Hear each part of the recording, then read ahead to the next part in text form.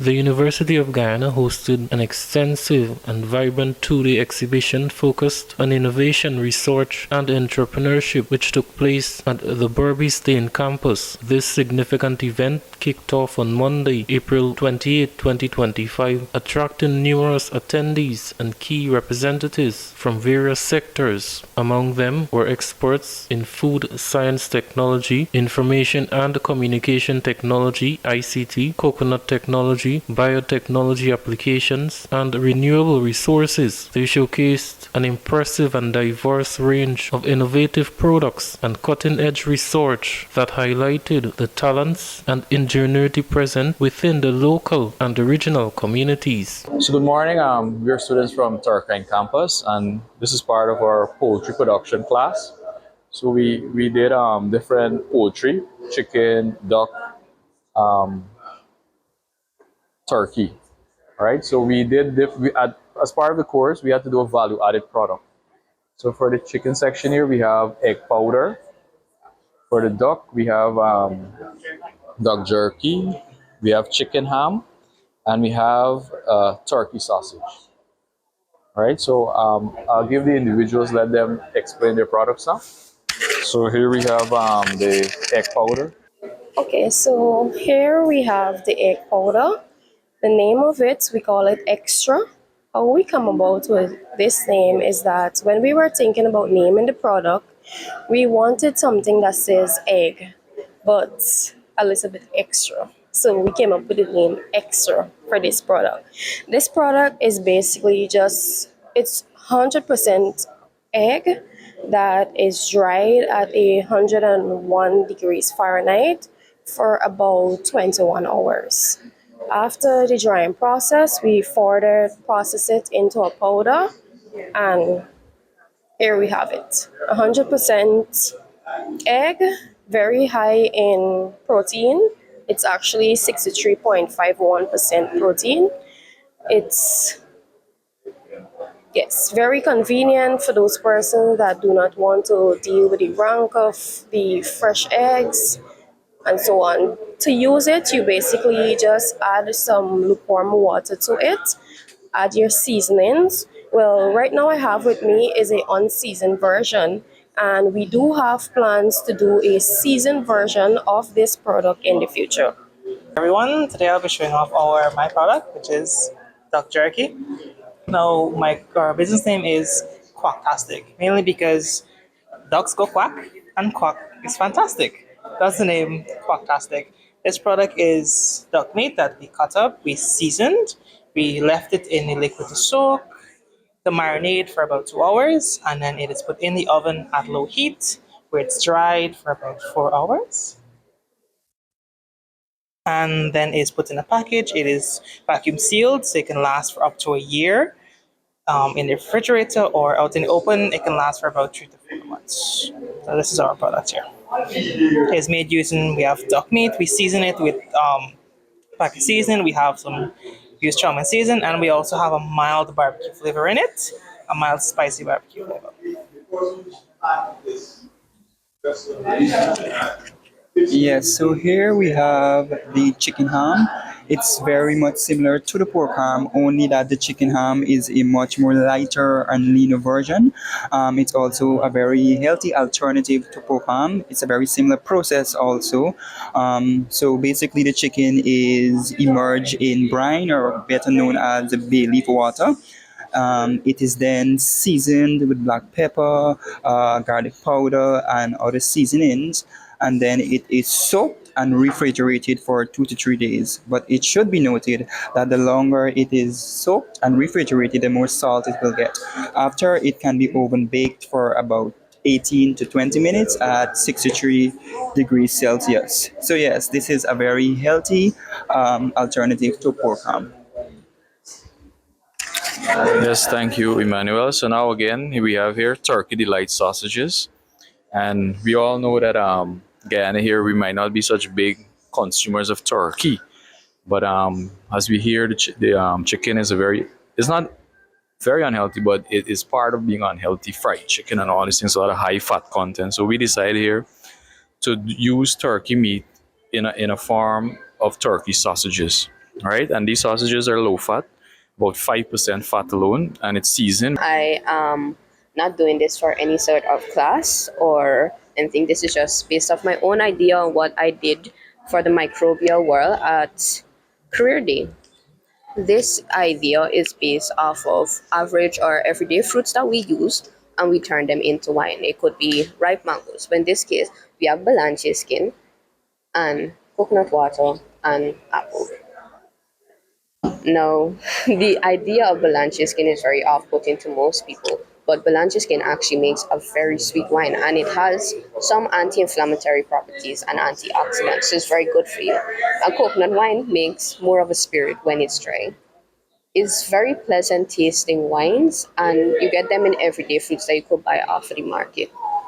Throughout the exhibition, attendees had the opportunity to engage with various exhibitors, each of whom presented their unique contributions to the fields of science and technology, from groundbreaking advancements in sustainable agricultural practices to the latest innovations in food preservation techniques. They showcased products reflecting a deep commitment to enhancing the quality of life in the country through research-driven solutions. I'm from the Faculty of Agriculture and Forestry at the Georgetown campus.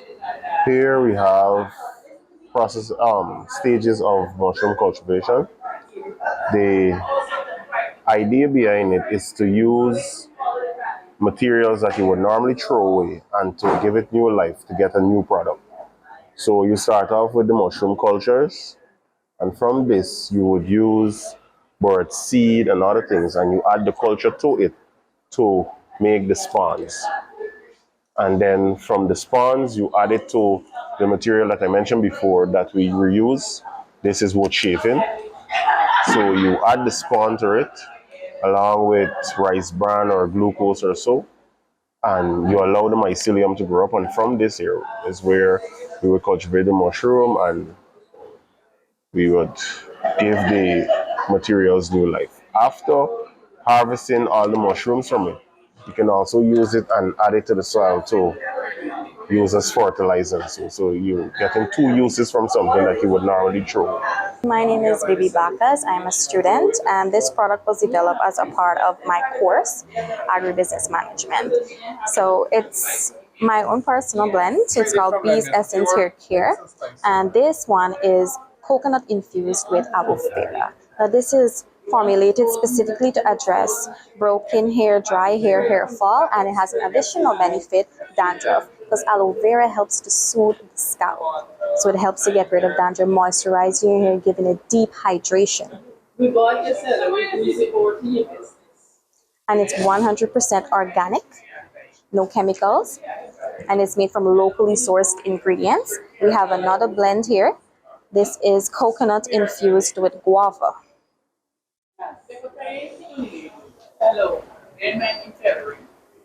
This one is coconut infused with guava. This also helps address your dry hair, your hair fall, because personally I was struggling with a lot of hair fall. So I tried numerous commercial brands and it was not working for me.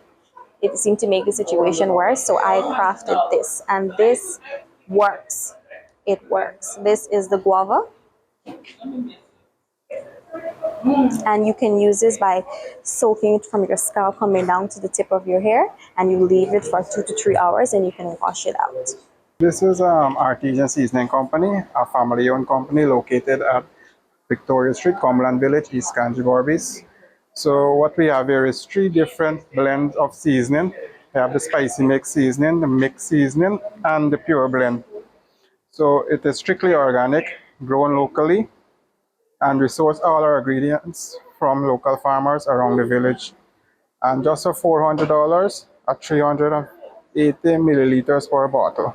Where can persons find these products? You could find it at most supermarkets and also your local markets. Here on display some vermicompost, right? And we have vermicompost, biochar, and we have some potting soil medium, right? So the vermicompost, what is it mainly? It's made up of different organic materials, mainly the use of grasses, and there's an aquatic plant called water hyacinth.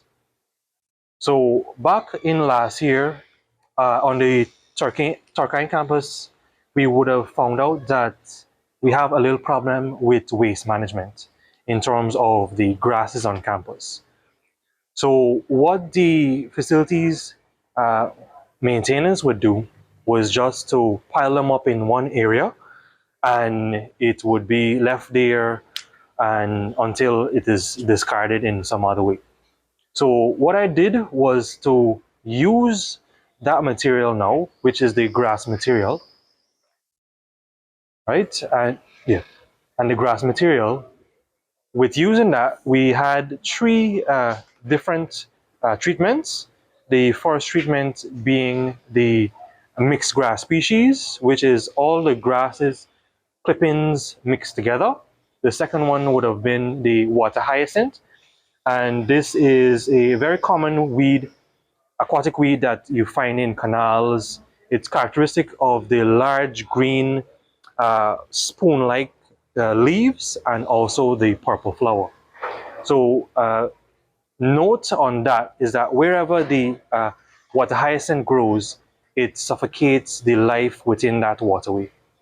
And over time, even in areas that would use the waters to traverse, when the water hyacinth is present, it tends to block and cause a lot of blockages, thus inhibiting the transportation on the water.